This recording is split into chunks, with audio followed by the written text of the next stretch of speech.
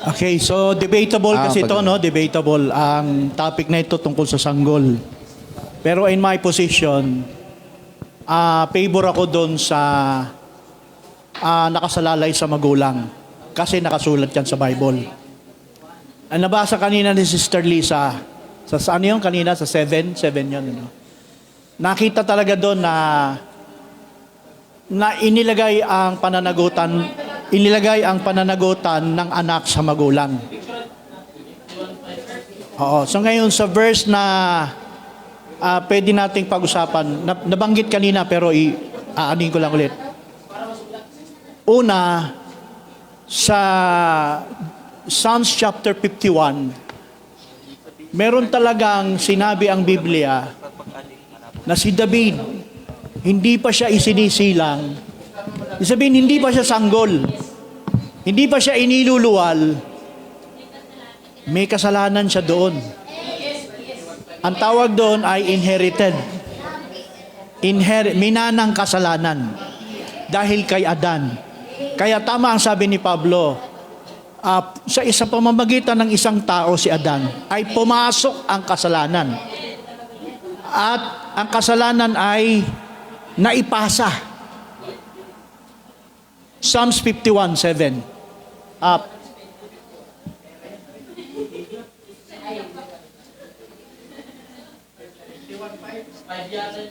Ha? 51:5? Yan. Behold, I was shapen in iniquity. Sa Tagalog mo ilagay, bro. Ito yung verse na nabanggit kanina. Tagalog. Narito, ako'y inanyuan sa kasamaan at sa kasalanan ay ipinaglihi ako ng aking ina. Ibig sabihin, hindi pa siya isinisilang as a baby. Doon pa lang sa tiyan pa lang, tinuring na siyang may kasalanan. Gawa ba yun ng magulang? Sabi sa kanina, hindi eh. Sa Ezekiel. Hindi gawa ng magulang na magulang niya. Sinong magulang ang nakapagpasa sa kanya? Romans chapter 5, verse 12. Ang sabi sa Romans 5:12, ito yon. Ito ang katunayan na merong minamana ang tao in every generation. Kung paano sa pamamagitan ng isang tao, si Adan yung isang tao na binutukoy, ay pumasok ang kasalanan, yan yung shapen in iniquity, sa sanglibutan, at ang kamatayay, yun. Nung pumasok ang kasalanan sa sanglibutan, mayroong kamatayan na sa pamamagitan ng kasalanan. At sa ganito'y, ang kamatayan, ay nararanasan ng lahat ng tao sapagkat ang lahat ay nagkasala. Walang inexempted dyan. Pag sinabing lahat ay nagkasala because of shapen iniquity, yung sabing pumasok ang kasalanan dahil sa isang tao, si Adan yun. Ibig sabihin, from Adam sa kanyang mga anak throughout the generation, pinapasa na yung kasalanan. Okay. Ngayon, yung kanina, nabanggit ni Pastor, 59 verse 21 ng Isaiah, nagkaroon ng tipan sa bansang Israel. Wala pa kasi si Kristo. Wala pa si Kristo. Pero may tipan na ginawa ang Diyos para makasalba doon. Doon sa shapen in, yung tawag dito, shapen in iniquity. Bro, 59:21.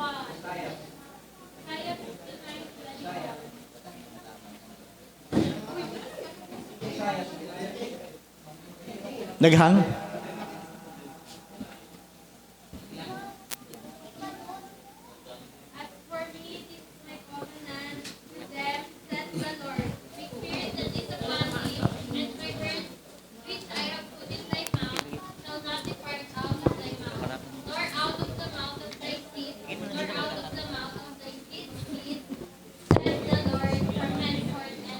Yun. Ibig sabihin, This is a covenant. Tipan.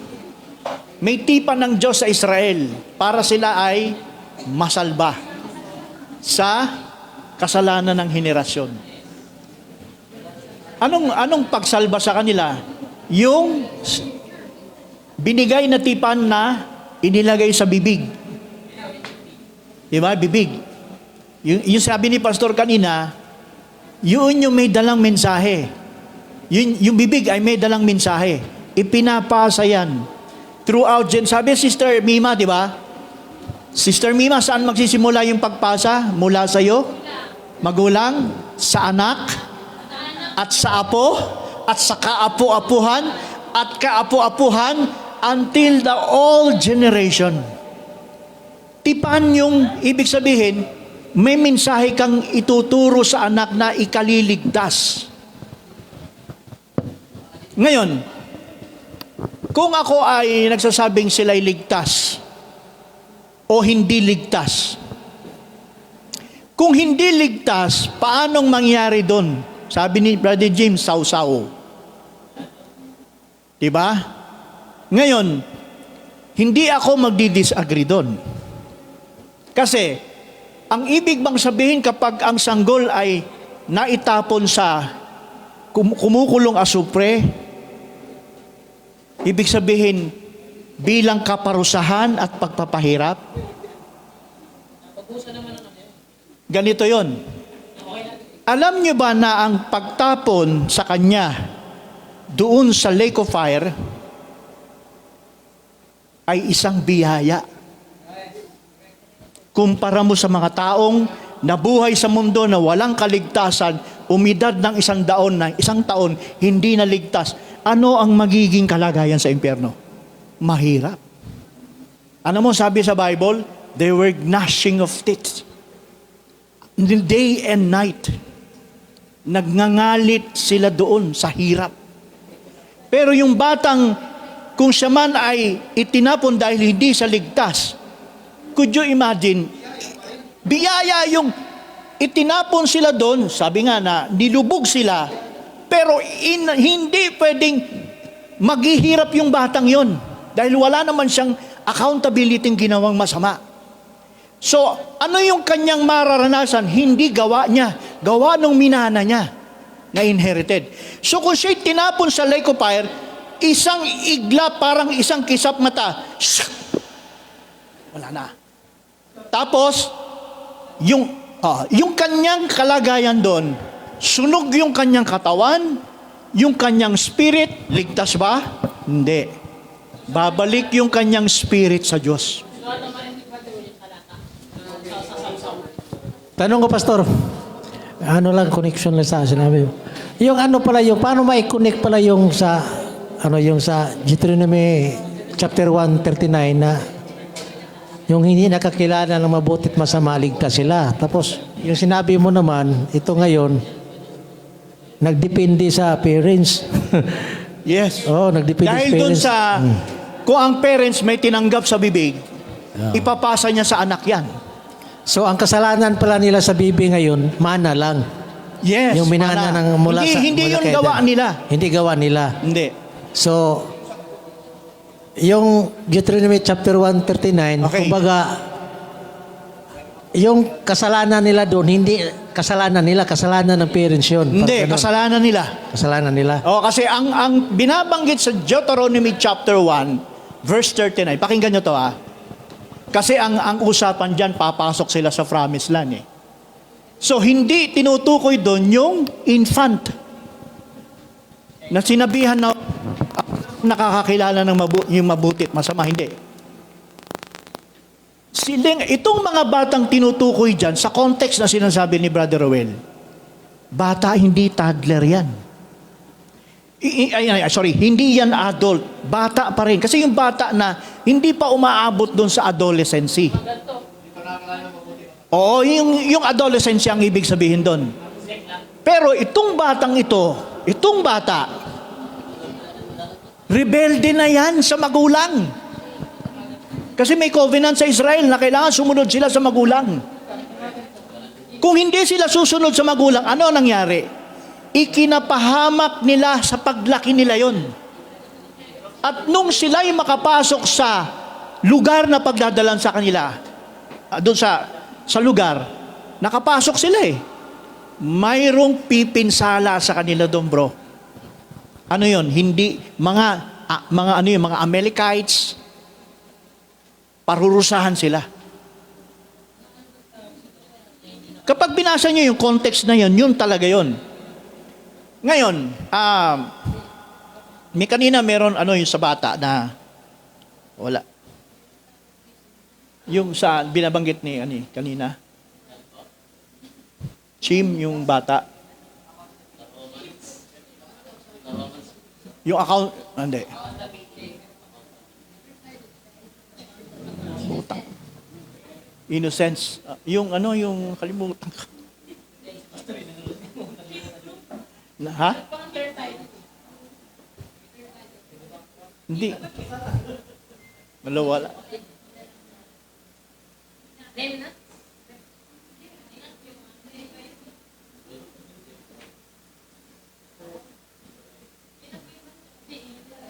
Nawala yung kasi nalipat dun sa sa 139.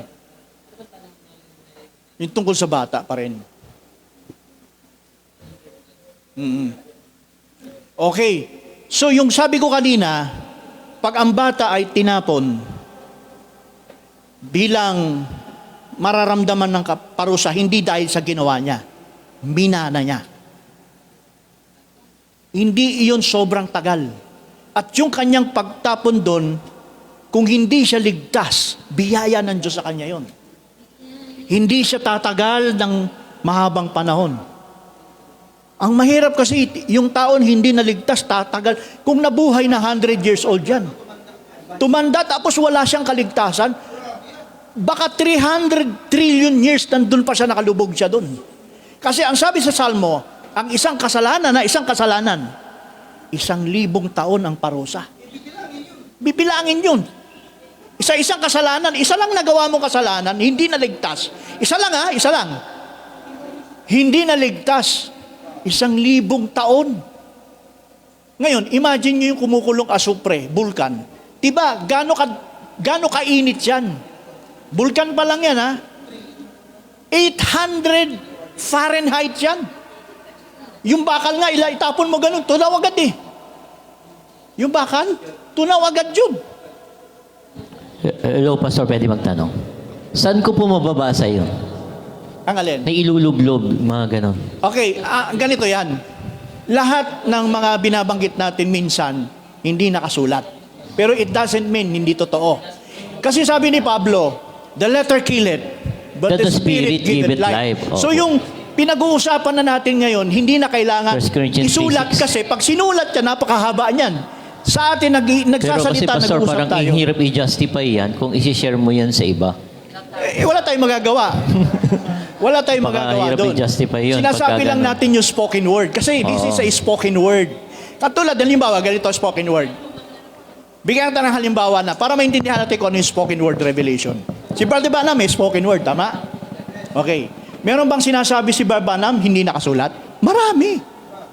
Kaya nga hindi siya matanggap ng mga denomination eh. Kasi usually ang sinasabi ni Brother Branham, spoken word. Kaya meron siyang mensahe, spoken word. Ano ba yun? Meron siyang mensahe na the spoken word. Ngayon, hindi mali yun, tama yun. Kasi bawat generation, sa panahon ng church age, meron talagang spoken word. Sabi ni Paul, the letter kill it, but the spirit, letter, tama ba? The letter kill it, but the spirit give it Tama, life. Pastor. 1 Corinthians 3:6 yun. Pero kukontra hindi niya yung sinabi niya. 1 Corinthians 4:6. Basahin niyo po. Sige, anong sabi?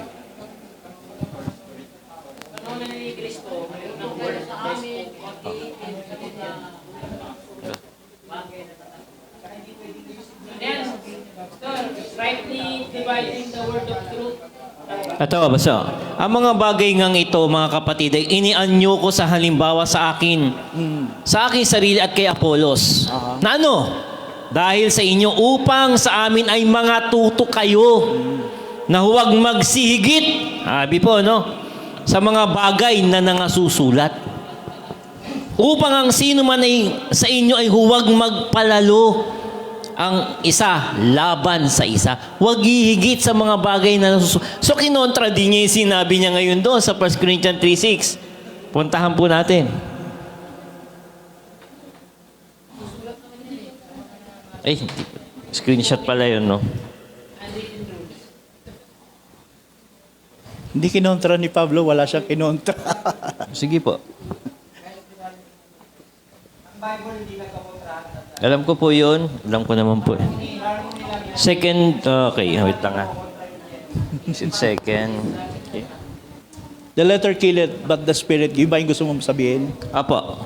Okay. Nasa amin naman ay nagpapaging sapat na mga ministro ng bagong tipan. Hindi ng titik, kundi ng espiritu. Sabi Yun. naman niya.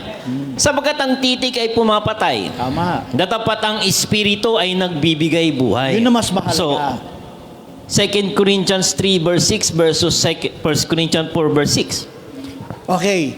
Yung sinabing wag hihigit, ang ibig sabihin niyan, private interpretation. Katulad ng sinabi ni Pedro. Tama po, the private interpretation nga po. Tuloy ko lang, bro. Yung sinabi ni Pedro, these scriptures is no private interpretation. So, ibig sabihin, kung may sinasabi tayo, hindi naman walang maghahatol na mali agad. Papakinggan. Kung ang sinasabi mo ba ay harmony in the scripture. Halimbawa, kung may sinabi dito, ito yung isang ebidensya, ito yung pangalawang ebidensya. Sinabi din sa New Testament, ganito ebidensya. It's harmony. Pero, spirit yun, pero revelation yun. Hindi nakasulat. Ito, bigyan ko halimbawa. Nang si Kristo ay nangaral, nang sabi ni Kristo, you must be born again. Nakasulat ba sa Old Testament yan? Hindi. Mali ba si Kristo? Hindi. Ngayon, pag letra por letra, letter kill it, anong sabi ng Pharisee? Gawa-gawa mo lang yan. Kasi bakit? Nandun sila sa letra eh. Hindi na nila nababasa. Yung sinasabi ni Kristo. Bakit? Ano ba si Kristo? Progressive. Kasi ano ba ang tama? Progressive. Ano ang private interpretation? Kailangan abante. Kapag ipinapako ng tao na ang kanilang sinasabi, huminto ka at huwag kang umabante, atras ka, ay hindi yan sa Diyos. Yan ay private interpretation. Yan yung sinasabi. Ito ba isa? Marami tayong halimbawa na spoken word. Si Kristo pa rin.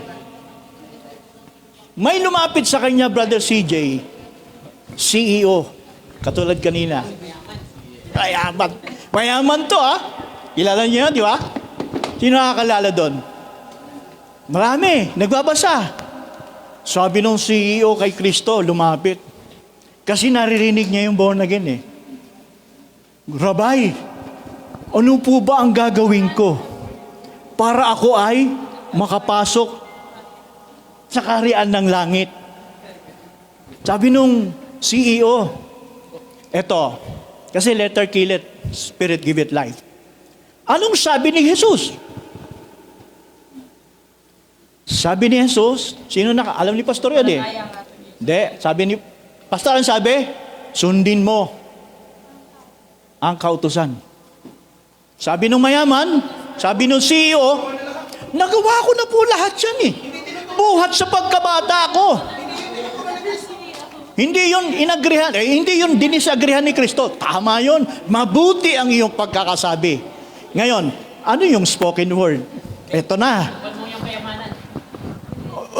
Sabi ni Kristo, ang ine-expect nung mayaman, babalik si Kristo sa kautusan. Letra por letra. Inaabangan yun.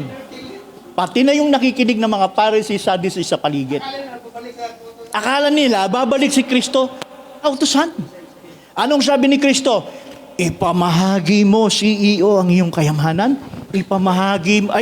Ibenta mo ang iyong ari-arian at ipamahagi mo sa iyong sa mga dukha. Anong sabi ng mayaman?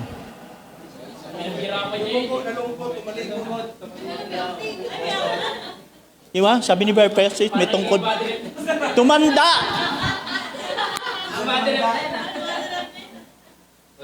Lagot kayo. May tanong, follow-ups. Tungkol sa bata. Teka, dali. Tapusin ko lang to. Ngayon to eh. Para malinaw. Spoken word to eh. Nung sinagot ni Kristo siya ng spoken word ba hindi? Mahalaga ba yun? Hindi. Mahalaga, kaligtasan yun eh. Ang sabi ni Kristo, ibenta mo ari-arian mo, sumunod ka sa akin. Ayaw nung mayaman. Ayaw niyang ibenta kasi ang intindi niya, ibebenta, ipamamahagi, ipamumudmud niya. Ang hindi niya naintindihan, gagamitin sa ministry, progressive yun. Pero dahil hindi niya abot, kasi ang inaabangan niya, letra for letra. Kautusan, ibabalik siya sa kautusan. Iniisip So? niya napakasap ng buhay ng duka. Oh, kaya, ang nangyari, hindi siya sumunod. Tumalikod siya. So, pinag-usapan natin, the letter killed, the spirit God. Usually tayo, mga kapatid, since sa time ni Christ, kahit sa panahon ng apostle, even in our time, ang Diyos, hindi siya, yung sinasabing letter, stuck dun sa revelation. Ano ba? Mali ba yung kautusan? Hindi. Sabi nga ito ito ba isang halimbawa?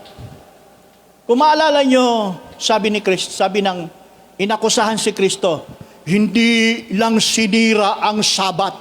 Alala niyo yan? Alala niyo, di ba?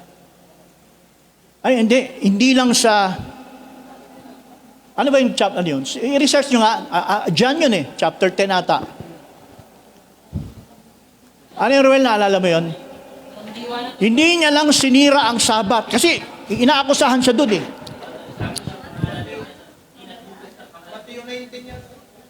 Ito. May exam, kasi exam to Bago natin anin kay Brother Jesus.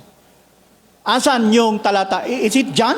John 5:18? Tama ba? I-search nyo yung He is not only to destroy Sabbath.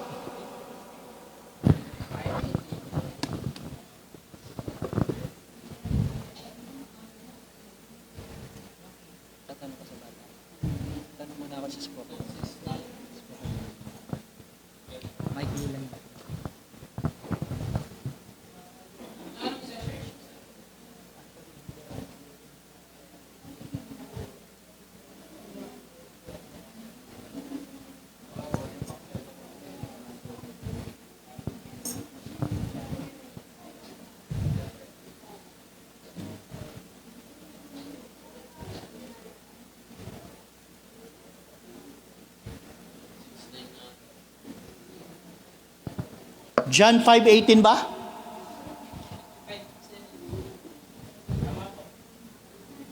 Pwede bang pakibasa? John 5.